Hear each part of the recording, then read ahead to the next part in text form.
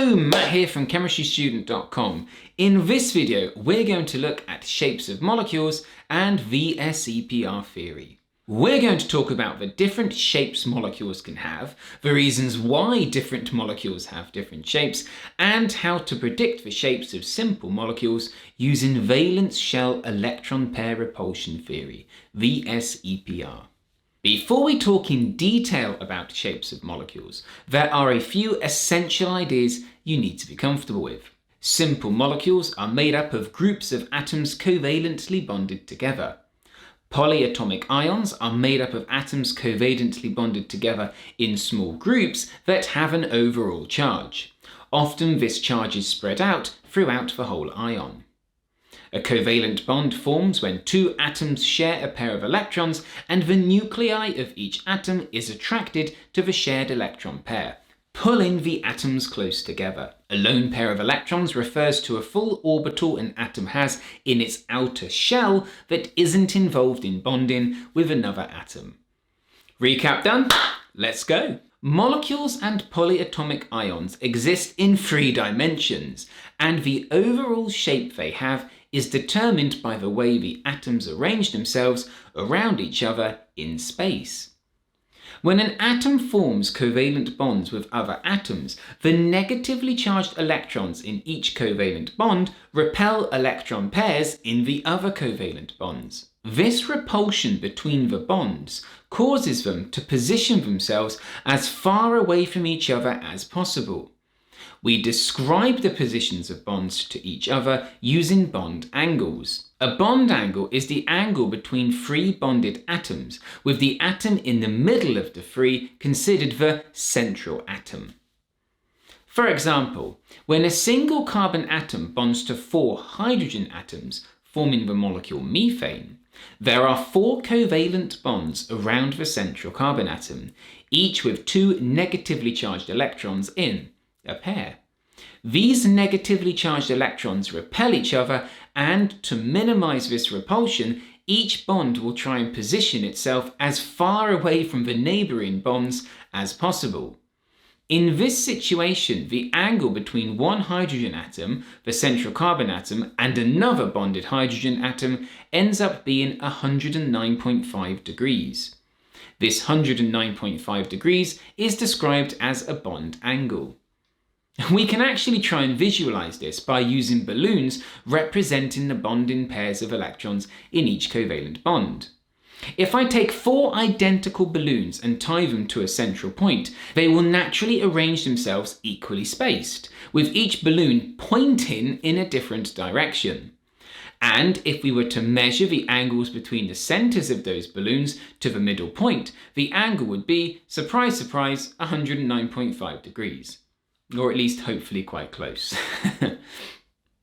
The reason behind the angle being 109.5 degrees and the overall shape of methane will be covered later in the video. However, for now, just make sure you are comfortable that a bond angle is between a central atom and 2 bonded atoms. The bond angles around a central atom are determined by the number of electron pairs around a central atom.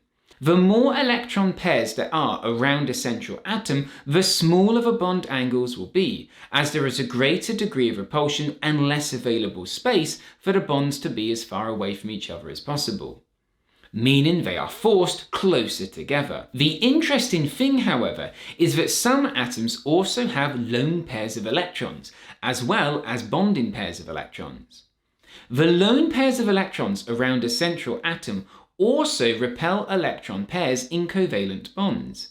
In fact, due to lone pairs of electrons being closer to the central atom than bonding pairs, the level of repulsion between a lone pair of electrons and a bonding pair of electrons is slightly greater than the level of repulsion between 2 bonding pairs of electrons. For example, in the molecule ammonia, the central nitrogen atom has 3 covalent bonds to hydrogen atoms and a lone pair of electrons. This means there are 4 electron pairs in total, 3 bonding pairs and 1 lone pair. And the lone pair of electrons repels the bonding pairs more than they repel each other. squeezing the nitrogen-hydrogen bonds closer together and decreasing their bond angle. To use the balloons again, it's a bit like replacing one of the balloons with a larger one, representing the lone pair of electrons. The larger electron density causes more repulsion, forcing the angle between the remaining bonds to become smaller. For each lone pair around a central atom, the angle between the remaining bonds decreases by approximately 2.5 degrees. The shape of a molecule or polyatomic ion then is determined by the number of electron pairs around a central atom, and more specifically, the number of bonding pairs and lone pairs. If these are known, we can actually predict the shape of a molecule using something called valence shell electron pair repulsion theory, or VSEPR. There are different ways to approach learning this theory. However, I like my students to think of it in 2 steps, and this is how I normally teach it.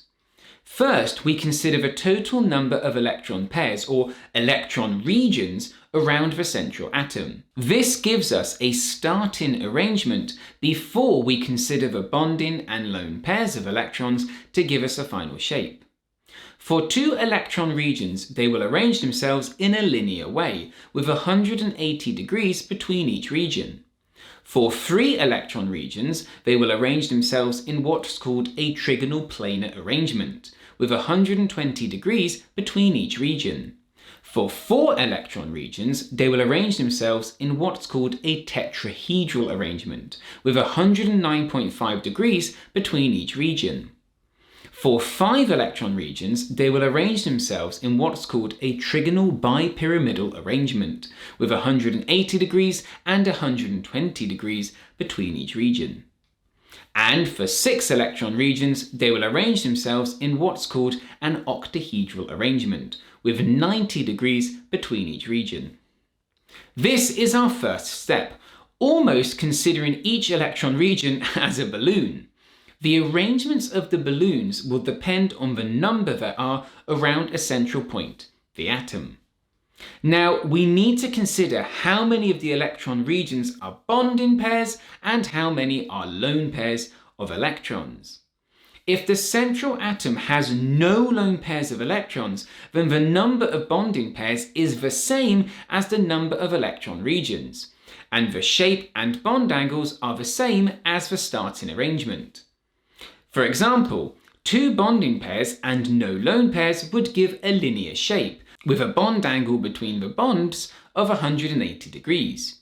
For 3 electron regions where there are no lone pairs of electrons, only 3 bonding pairs, trigonal planar, with an angle between each bond of 120 degrees. For 4 electron regions where there are no lone pairs, only 4 bonding pairs, tetrahedral, with bond angles of 109.5 degrees. However, if one of these electron regions was a lone pair, then now this shape would be called trigonal pyramidal, or sometimes just pyramidal, as the lone pair of electrons replaces one of the bonds in the tetrahedral arrangement, leaving 3 bonds left.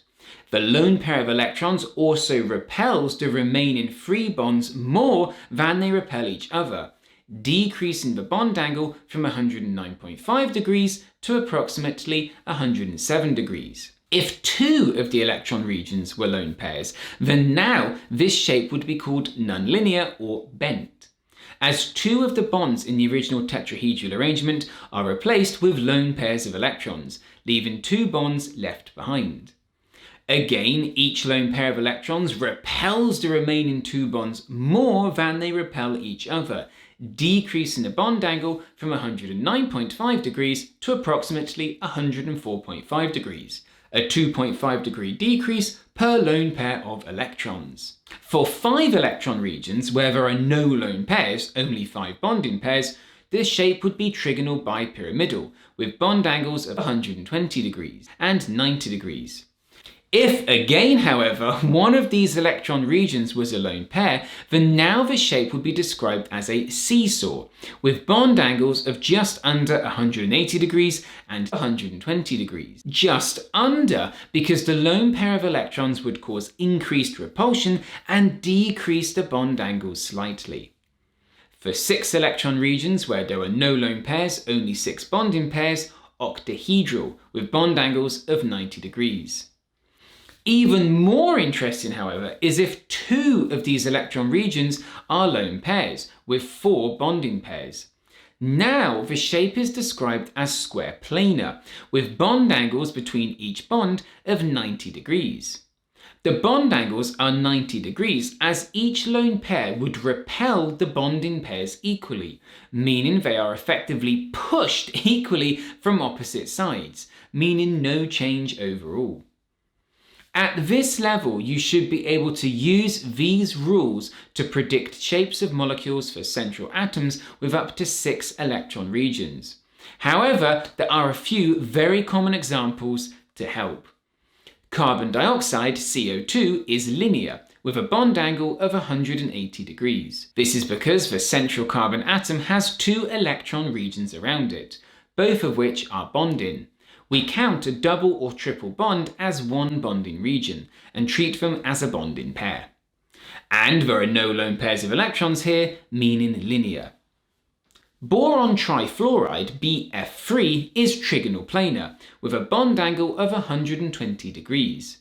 This is because the central boron atom has 3 electron regions around it, meaning a starting trigonal planar arrangement. Now, all of these electron regions are bonding pairs with no lone pairs, meaning we stay at a trigonal planar shape. Water, H2O, is nonlinear or bent, with a bond angle of 104.5 degrees. This is because the central oxygen atom has 4 electron regions around it, meaning we start by drawing a tetrahedral arrangement. 2 of these, however, are bonding pairs and 2 are lone pairs, meaning we end up with a nonlinear or bent shape. The bond angle is 104.5 degrees as the starting 109.5 degrees in the tetrahedral arrangement is decreased by the increased repulsion from the 2 lone pairs of electrons, with each lone pair decreasing the bond angle by approximately 2.5 degrees. Methane, CH4, as we saw earlier, is tetrahedral with a bond angle of 109.5 degrees. This is because the central carbon atom has 4 electron regions around it, meaning a tetrahedral arrangement to start with. There are no lone pairs of electrons, meaning it must be just tetrahedral. Ammonia, NH3, is trigonal pyramidal, or sometimes called just pyramidal, with bond angles of 107 degrees. This is because the central nitrogen atom has 4 electron regions around it, meaning again we start by drawing a tetrahedral arrangement. However, one of these regions is a lone pair, meaning only 3 bonds left over, giving a trigonal pyramidal shape. The bond angle is 107 degrees as increased repulsion from the lone pair of electrons decreases the starting 109.5 degrees bond angle by 2.5 degrees, giving 107 degrees overall. Boron, Pentafluoride, BF5, is trigonal bipyramidal, with bond angles of 180 degrees and 120 degrees. This is because the central boron atom has 5 electron regions around it, meaning trigonal bipyramidal arrangement to start with. And as there are no lone pairs, only bonding pairs, the final shape is also trigonal bipyramidal. Sulfur hexafluoride, SF6, is octahedral, with bond angles of 90 degrees. This is because the central sulfur atom has 6 electron regions around it, meaning octahedral arrangement to start with. And as there are no lone pairs, only bonding pairs, the final shape is also octahedral. One final point to note is that as molecules react to form ions, or ions react to form molecules, their shapes can also change. For example, when ammonia, NH3, accepts a H+ ion and forms an ammonium, NH4+ ion, the shape changes from trigonal pyramidal to tetrahedral.